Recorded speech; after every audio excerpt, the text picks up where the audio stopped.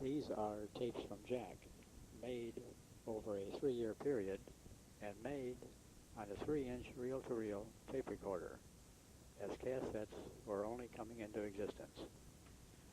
When Sharon could be stationed with Jack, these tapes were sent to Pearl and Larry. When Sharon could not be stationed with Jack, then these tapes were addressed to her. When you hear Jack refer to Grandpa, he means Frank Manning, Pearl's father. When Jack was at University of Tampa, he spent his second and third summer at Quantico, Virginia, home of the Marines. This qualified him for a commission in the Marines.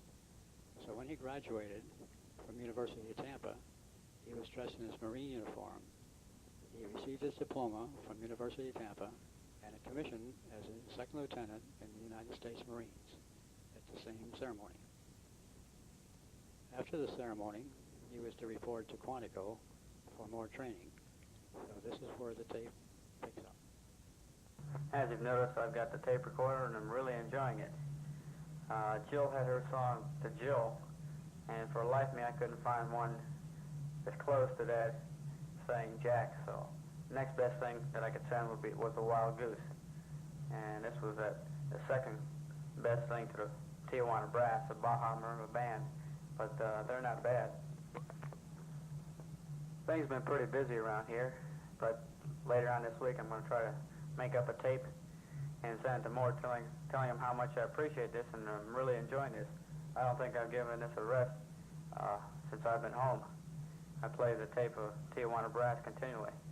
Play one side, turn over, play the other side, and start all over again. Hope you've gotten the slides and enjoy them. You notice that on 2 slides, I believe, there's Cardinal Spellman in the field mass.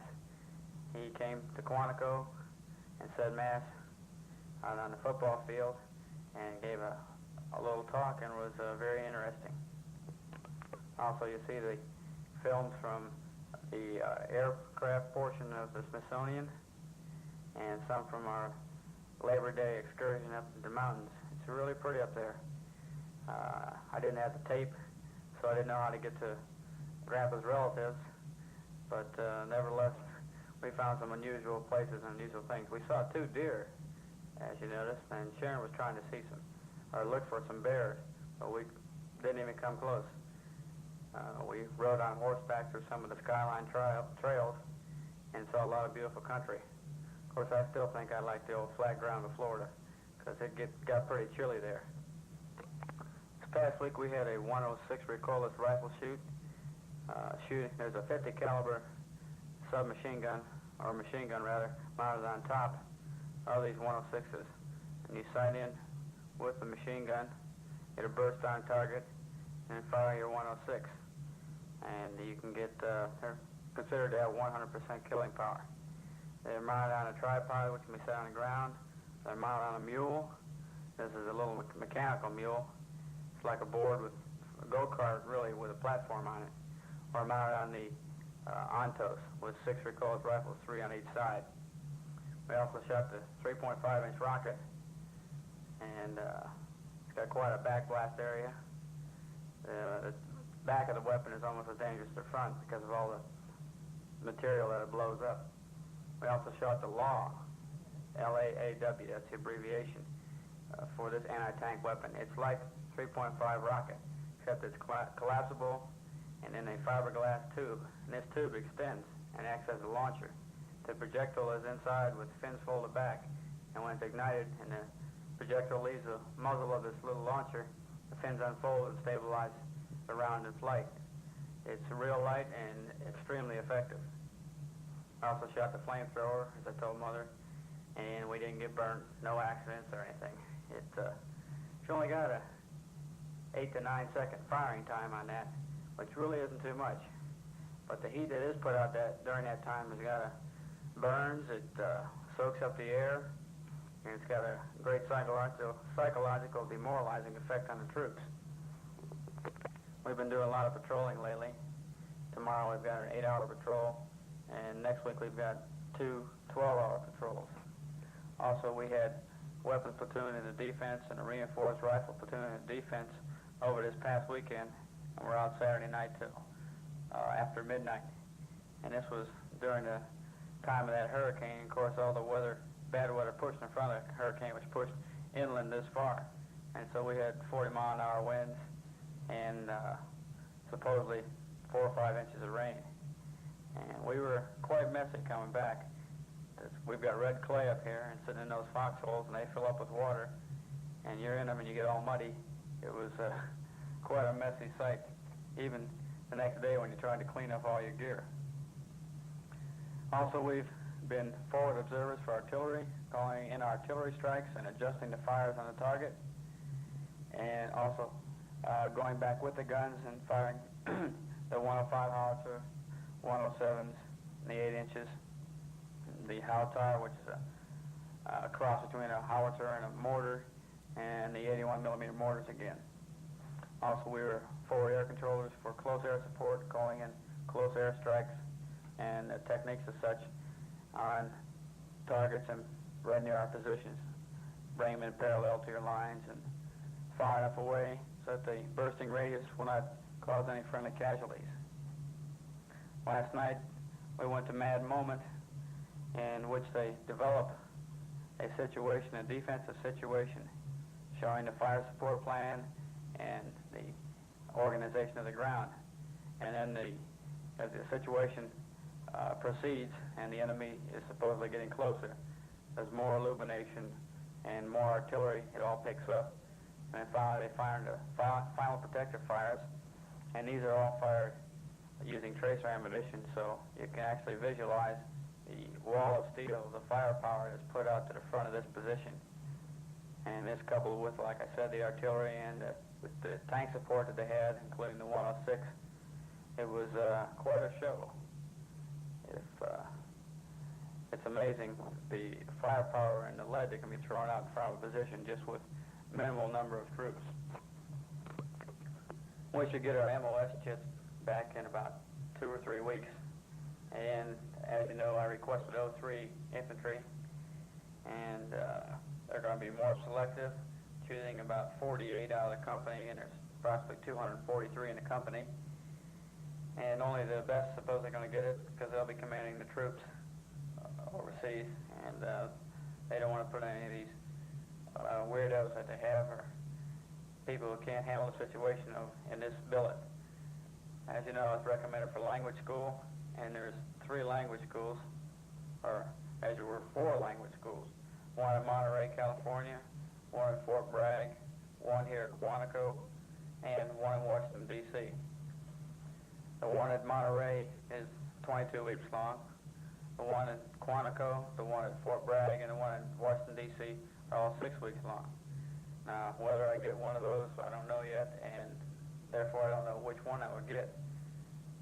If I get the 22-week one, it's very probable that my tours to Vietnam will be a little closer together because I will have a specialty. But I would like to learn the language. I would like to be able to converse with these people over there and find out. It's nice to know what the guy next to me is saying. And it, to me, would seem to be extremely difficult to get the job done without knowing at least some of the language, at least some of the basics. So I've got my fingers crossed about that, and I think I'd enjoy it. Well, I've got a lot of tape left, and I kind of doubt if I'm going to fill it all up. This tape seems to go slower on this recorder than on the other one. Of course, the other one picked up speed at the end, and this one's so much superior. But I'm going to try to put Sharon on the other side, and we'll fill up what we can, and then send it on to you.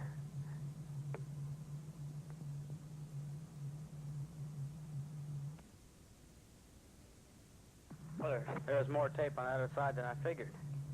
Let's see, where should we go now? Oh, yes. Well, I found out where I stood in this company in the first phase of the first half of this course, and I'm in the upper quarter of the company. But with the average that I have, if I was in any of the other companies around, the ones with mostly the reserve officers, etc., I'd be right up at the top. The difference, the point spread up here is really tight at the top in my company.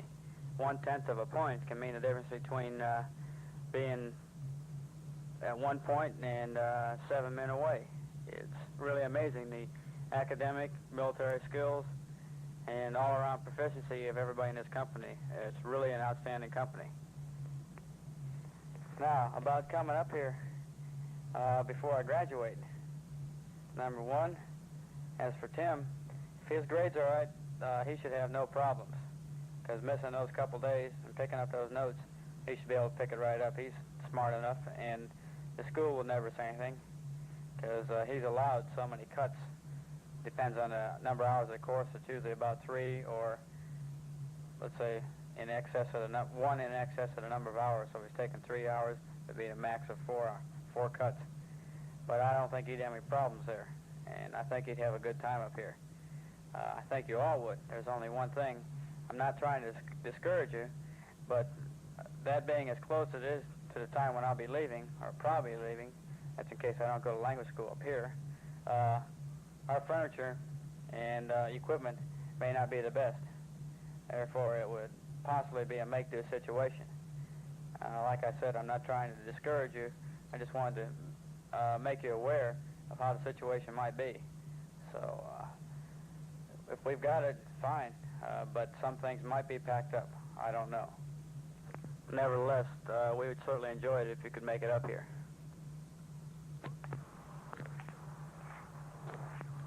Hi, Jack tells me.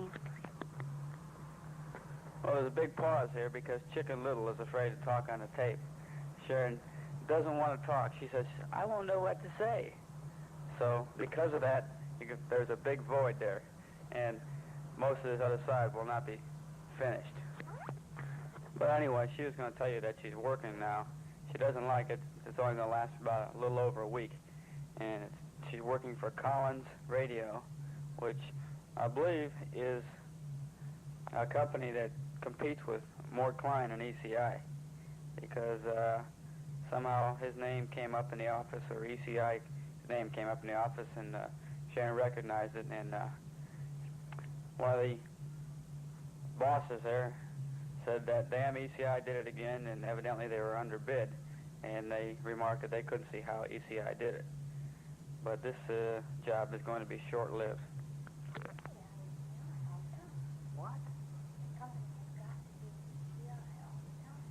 What? Why?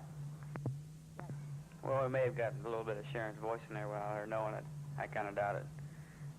Lately we've seen 2 movies. We saw The Blue Max, which was real good, and we finally saw Dr. Zhivago, which also was outstanding. That's been just about the extent of our entertainment lately, except they had Friday night the movies was The Great Escape here.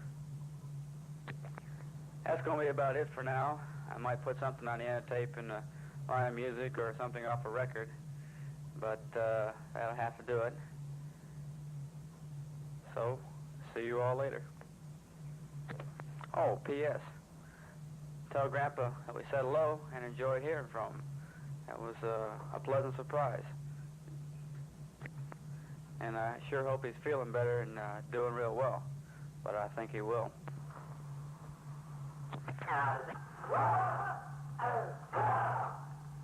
People, you better start sounding off. I'm getting sick and tired standing up here listening to you babies. You sound like a bunch of old women. Get out for push-ups. Get out for push-ups. Get out. Get out. You're too slow. Get on your feet. Get on your feet. Get on your feet. Get out. Get on your feet. Get out.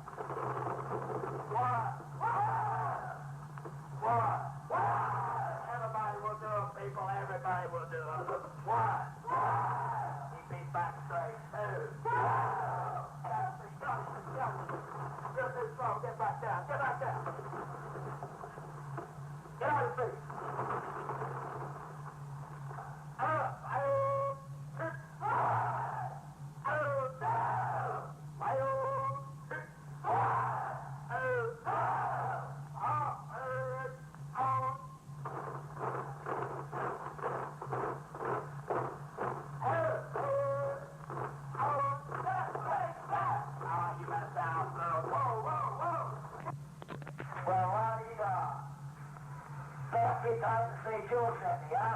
No, sir. I want 3 to sing and loud now. Do it.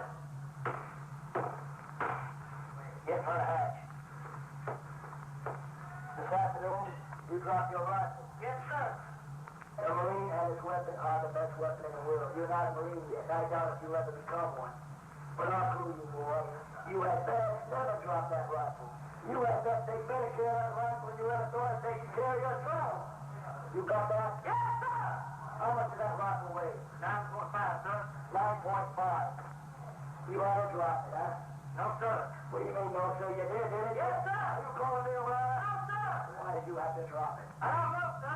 What do you mean you don't know? Look, your job here is to become a good basic Marine. You had best get with the program.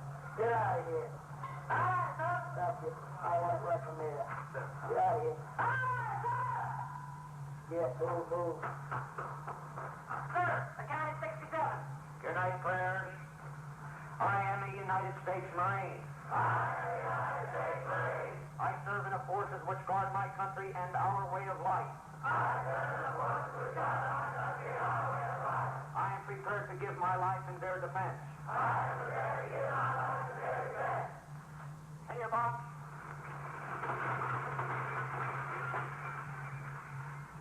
Now, you make so much noise. Quickly!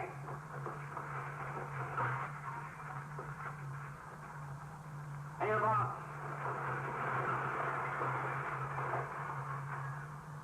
There'll be no noise in here, you'll go to sleep.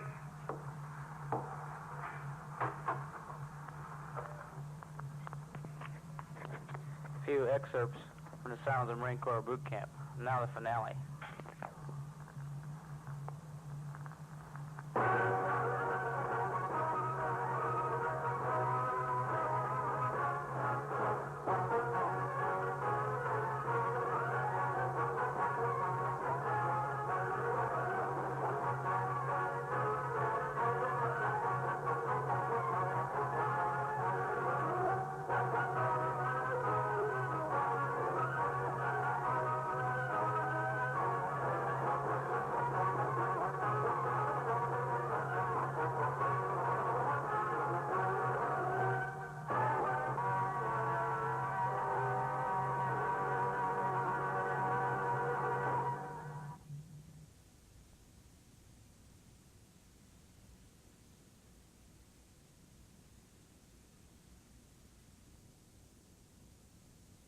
I'm sorry this is so late in coming, but I've had a pretty hard week. I've been out almost every night on problems or some function and had 3 exams this past week, so I had a pretty full week.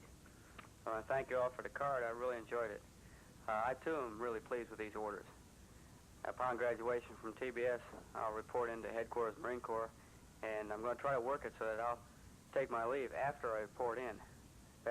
Put me in Florida around Christmas now, end up with about 15 to 20 days leave, which will be pretty good. It would be even more if they take any time off for Christmas and I can work this in, and then therefore use their time, the time they take off for Christmas as part of my leave, and increase the number of days that I might get.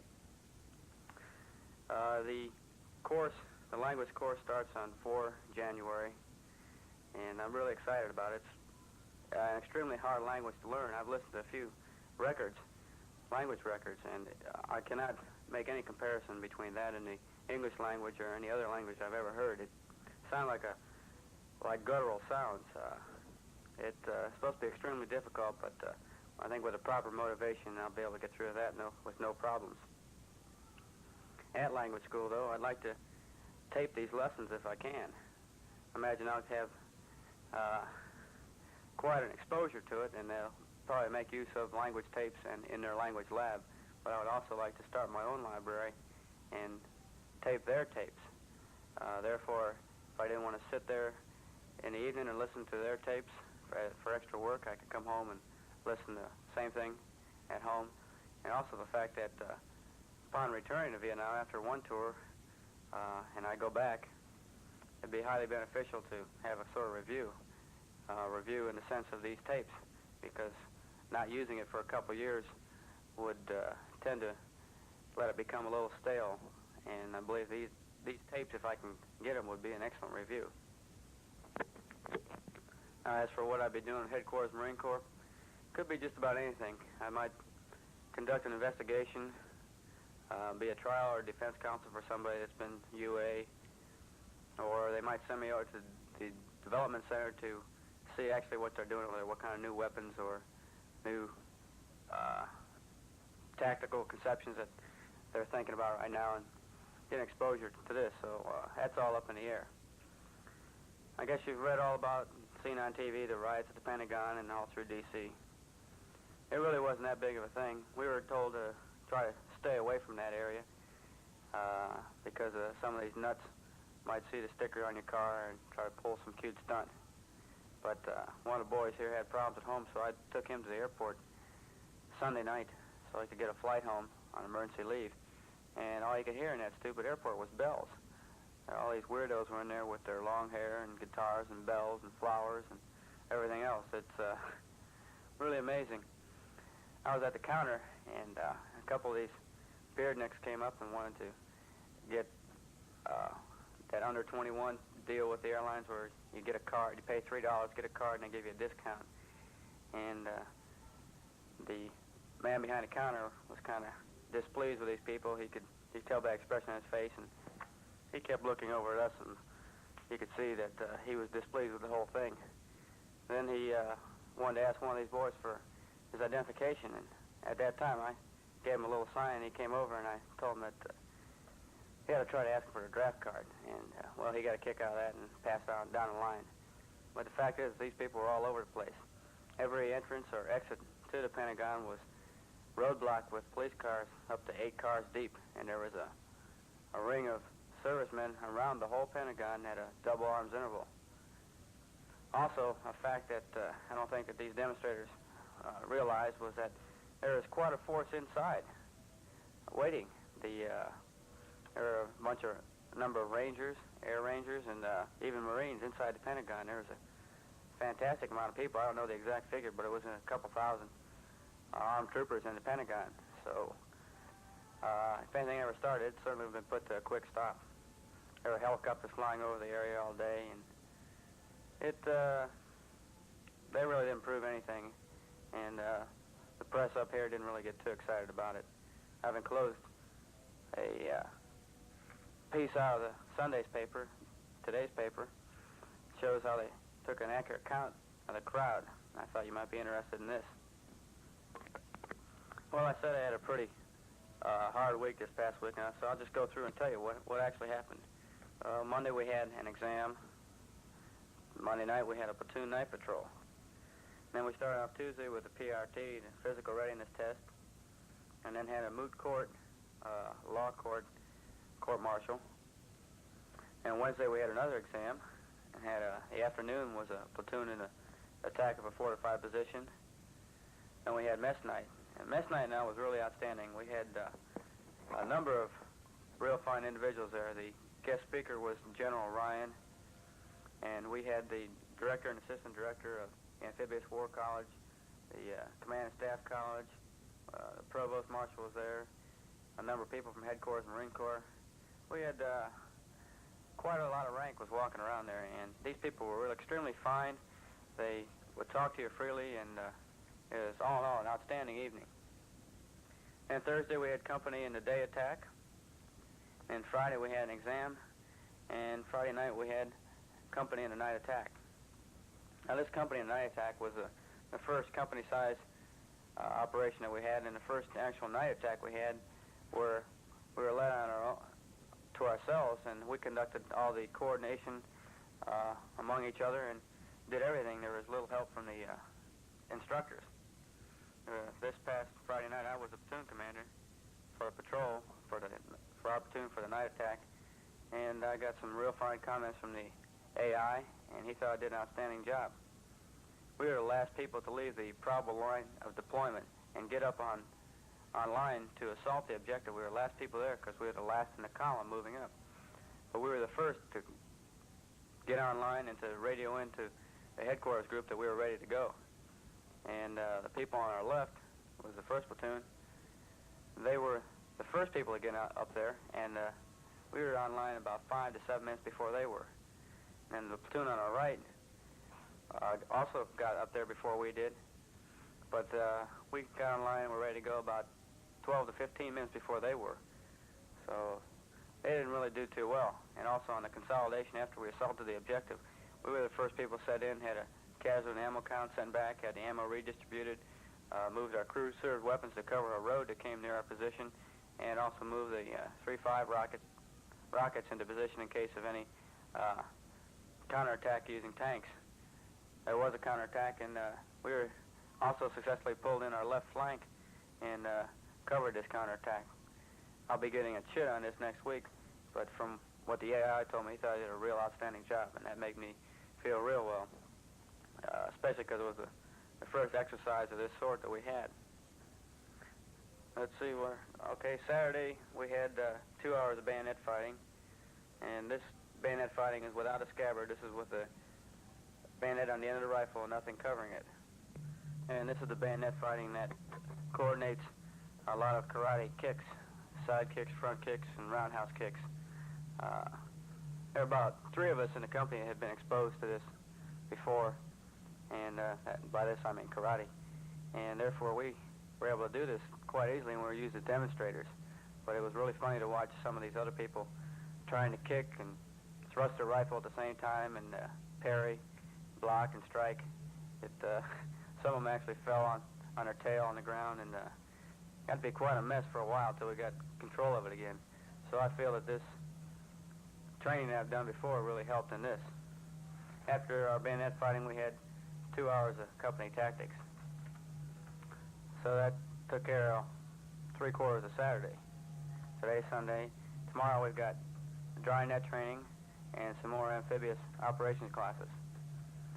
Tuesday we'll have tactics classes, some more amphib classes, and we're in a company defense. The first and the 4th platoon got company defense at night on Monday night, but we've got it on Tuesday night. And then we get up, this will go to about 12:30, 1 o'clock, somewhere in there at night. Then we get up Wednesday morning and shove off for Little Creek. And we'll be out of Little Creek early Wednesday afternoon and be on ship and start our shipboard training. And we'll get back to Quantico Friday night.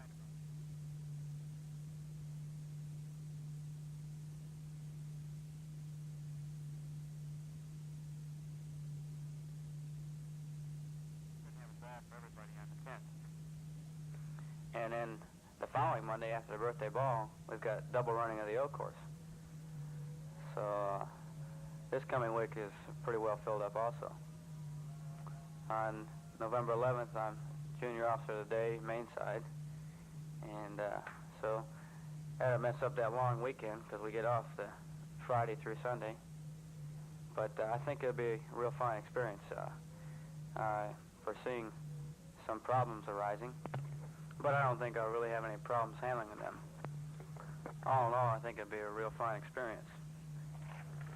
Well, that's what I've got for the next few weeks. Things are going to be pretty tight. We're looking forward to having you people up here. I hope you're planning on staying and having some Thanksgiving dinner here. We're going to have turkey and all the little goodies.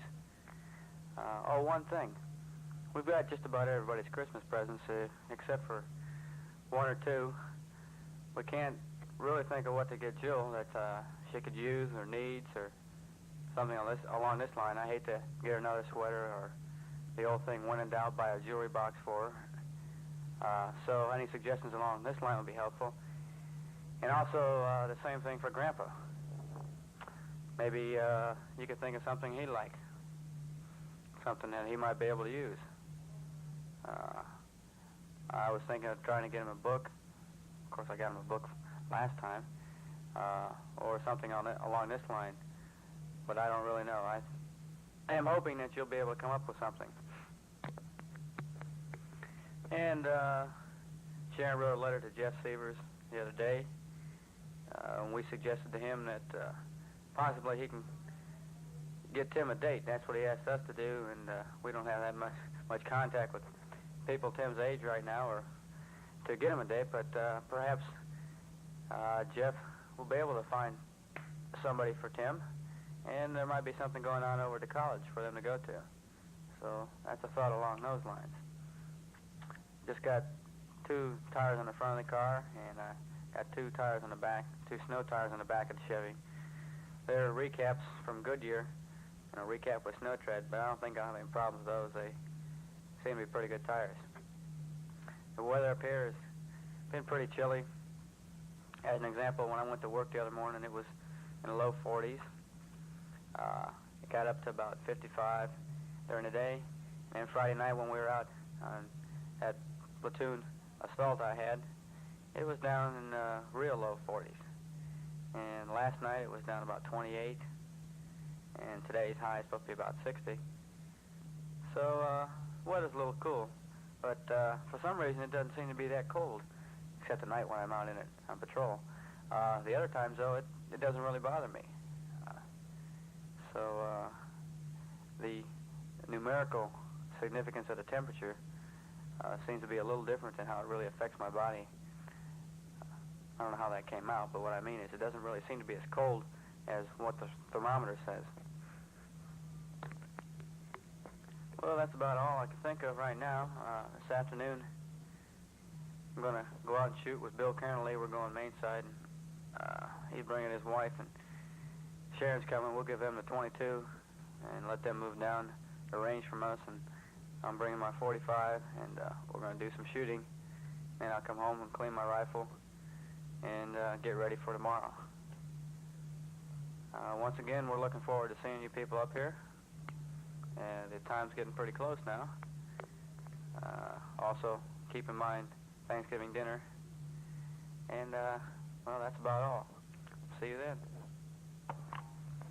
I just thought of something I can add as a PS here. The tape recorder business I think I might be able to get into.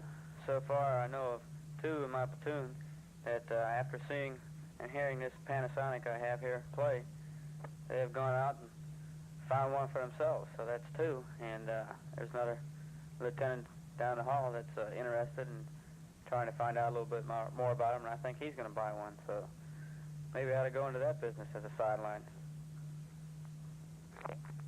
Once again, so long. Well, hello. You wouldn't believe what's happening outside right now. It's snowing. It's been snowing part of the night and all day. And I guess we've got close to 8 inches so far.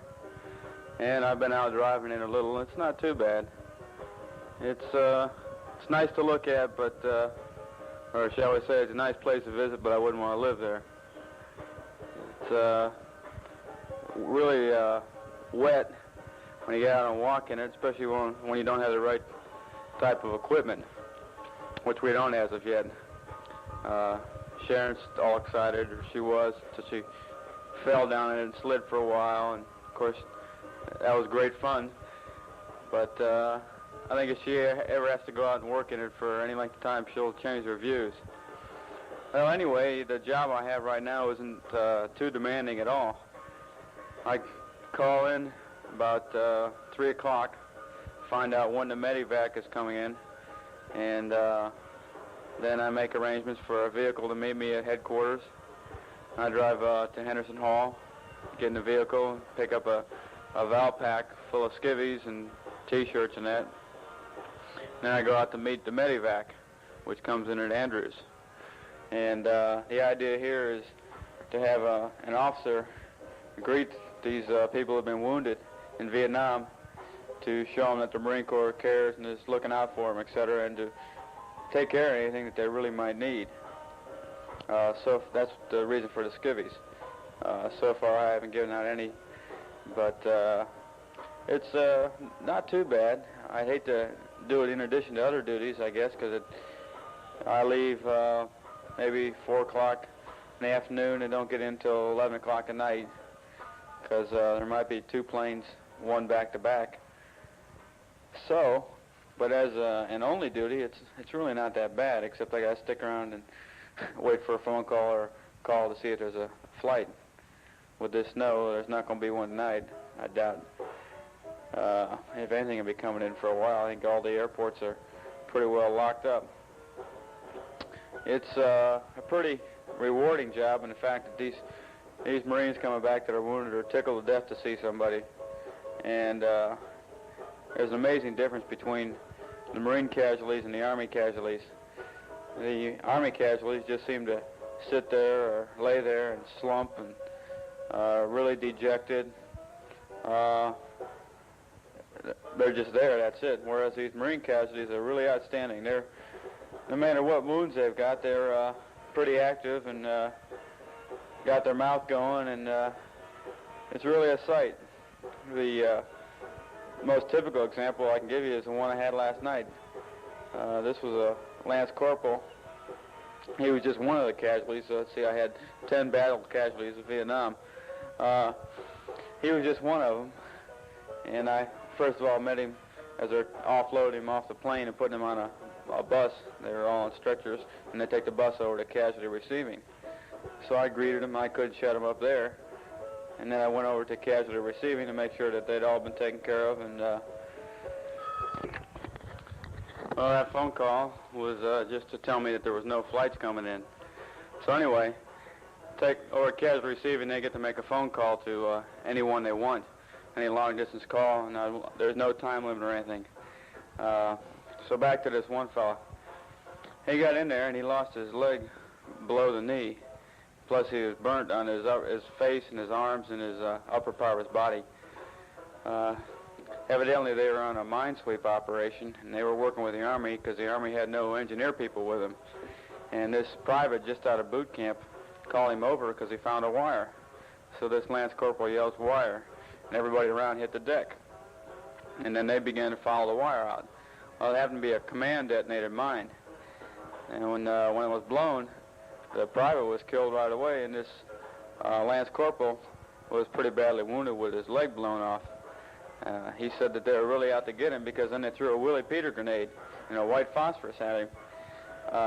And that's where he got the burns for. And some of these burns were pretty bad because these little WP particles get in and they don't stop burning once they hit. I mean, they just keep right on burning, so that they'll burn right through bone, anything.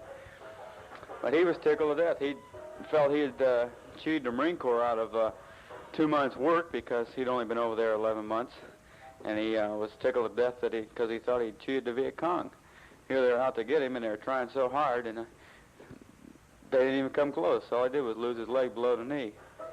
And then I couldn't believe it. I was flabbergasted. He's laying in there in a rack in the hospital, and he says, "Am I going to get full pay in the hospital?" And I says, "Well, sure." I said, "What made you think you wouldn't?" He says, "Well," he got this silly grin on his face, and he says, "Well, all I'm going to be doing is laying on my back. I didn't think they were going to pay me just for laying around. I'm not going to be doing anything." I said, "No, they'll be paying you." He says, "Boy, that's something. And here I won't be doing anything." In fact, this guy didn't even want to call his folks. Well, he did call his folks after all, but his first desire seemed to be that he wanted to call one of his buddies. And this is typical. Whereas these Army people just sit around and feel sorry for themselves and just mope around. Another thing, too, is the other services don't carry through on this. They might meet them at the airport. Sometimes they don't meet them at Andrews. Sometimes they do. And I have yet to see any of them at casualty receiving. So we're following through on this, which is pretty fine. Some of these people are back here in the States within 24 hours after they received a wound. A sergeant last night who had his both legs shot up, I asked him how long it had been, the time en route and everything from when he received his wound. And this guy got over here within 18 hours after he'd been shot up, which I think is pretty amazing. The typical things that they want to hear about are where their prized possessions are, and really their only possessions, which is their sea bag, their service record book, and their pay record. And these are really the things they're concerned about. So I usually tell them, ask them if they have them. If they don't have these articles, and I tell them that, the hospital that they're going to will make up a pay record, start paying them right then. Their service record book will be sent up from their unit to the hospital. If they had any gear on Okinawa, they'll probably get it in about 6 weeks. But if they had any gear in Vietnam, in country itself, and they were going to have one of their buddies pack it up and ship it, it'd be doubtful whether they got it at all, let alone got a good portion of it. So, That's what I've been doing. Oh, about these hospitals. They try to send these Marines who have been wounded to a hospital as close to their home as they can, which is real fine. The ones so far, everyone I've talked to, the hospital has been extremely close to where their parents live or where they call their home. The only thing about this is that this job is that it'll probably carry over in the weekend, and the OD will have to call me when a plane's coming in. But I think I can bear it for a couple weeks because I've got a chit in for leave. I'll probably go on leave the 18th of December, which, if I'm lucky, I'll be able to leave that weekend. The colonel, I already spoke to the colonel and that. He had a little interview with me and that. And he's real nice. And might be able to talk him into letting me off to take care of things at the apartment and that. And then instead of taking care of things there, just head on for Florida. Well, I've got a book here that I picked up and been reading. It's the ABC's A Tape Recording by Norman H. Crowhurst. And it's a photo fact publication. And it's not a bad little book. So maybe by the time I get down to Florida, I'll be ready for the book that Dad got, and I'll read that over. Got Tim's letter today, and said he has to do a paper on Vietnam. One of the a good publication for him to use as reference would be the one that I sent for Dad to read, that he gave to Mr. Bird to read. This has got quite a bit of information on it. I don't know exactly what Tim's going to do it on, the country or the war itself or what. I'll look around. I might send up that, if I can find it, that little one I had that I think Mother was starting to read. Send that down. Like I said, I don't know the time element when it's due, whether it's before the holidays or after. If I knew this, I could possibly find out, if I have enough time, find out a few more articles or books for him. But I'll try to find that one and get it on its way. I don't think I'll be filling up the other side of the tape, maybe not at all, because this is about it for me up here now. Just like to say we enjoyed your stay up here, and probably be taking a little advantage of your hospitality down there in a little while. So I'll see you later. Okay, run the tape to the end and then turn it over.